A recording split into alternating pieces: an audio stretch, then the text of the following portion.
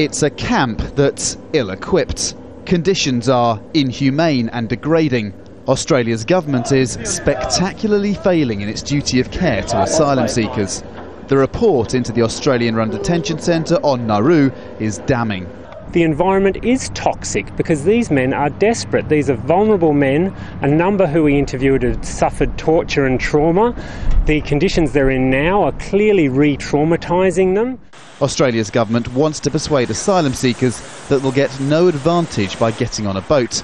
Asylum seekers in camps around the world have to queue for refugee assessment, so those on Nauru will have to wait around 5 years in limbo. Are you aware of the reputation for cruelty, frankly, that Australia is now developing overseas? I completely reject that assertion.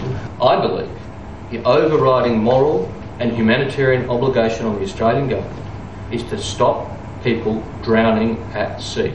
There aren't, though, nearly enough offshore places. Australia's government this week accepted that it would have to house most boat arrivals outside of camps within Australia, but again under tough conditions and with very restrictive visas for at least 5 years.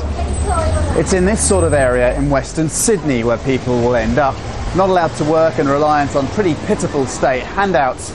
There's concern these policies will create an underclass. There was a similar regime a decade ago under a previous Prime Minister. Now, as then, say some, there'll be inevitable consequences. It's dreadful.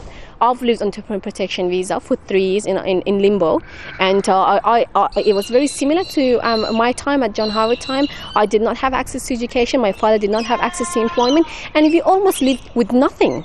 We could not plan our future, and that will be the same case with people who are on bridging visas. Australia's Labor government was elected with a policy to reverse harsh treatment of those who arrive by boat. Faced with rocketing numbers, though, they've backtracked. The policy now is arguably tougher than anything that's come before. Andrew Thomas, Al Jazeera, Sydney.